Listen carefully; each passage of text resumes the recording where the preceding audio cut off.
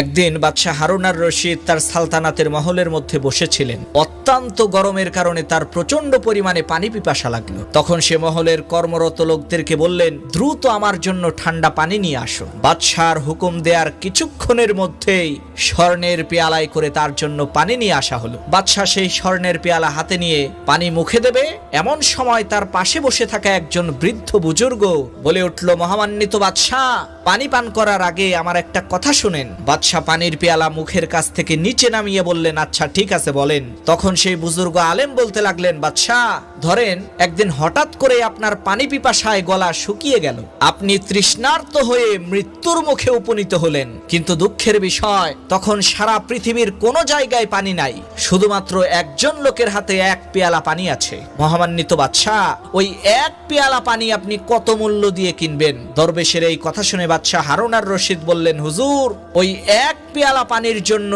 আমি আমার অর্ধেক সালতানাত তাকে দিয়ে দেব, কেননা যে কোনো মূল্যেই হোক আমার ওই তৃষ্ণা মেটাতেই হবে। বাদশার এই কথা শুনে আলেম সাহেব মাথা ঝুঁকিয়ে বললেন, আচ্ছা ঠিক আছে, ধরেন ওই পানি পান করে আপনার পিপাসা নিবারণ করলেন, এরপর হঠাৎ করে আপনার পেশাব বন্ধ হয়ে গেল, পেশাব না করতে পেরে আপনি কাতা কবুতরের মতো ছটফট করছেন। এমন সময় একজন কবিরাজ আসলো, যার কাছে এই রোগের ঔষধ আছে। মহামান্বিত বাদশাহ, ওই ঔষধ কেনার জন্য ওই কবিরাজকে আপনি কি দিবেন? তখন বাদশাহ হারুন আর রশিদ বলল, হুজুর আমার বাকি যে অর্ধেক সালতানাত ছিল, সেই অর্ধেক সালতানাত আমি ওই কবিরাজকে দিয়ে দেব ওই ঔষধটা ব্যবহার করার জন্য। বাদশার এই কথা শুনে সেই বুজুর্গ আলেম সাহেব মুস্কি হাসি দিয়ে বললেন, মহামান্বিত বাদশাহ, আপনার এই বিশাল সাম্রাজ্য এক পেয়ালা পানি পান করা এবং সেটাকে বের করার সমতুল্য।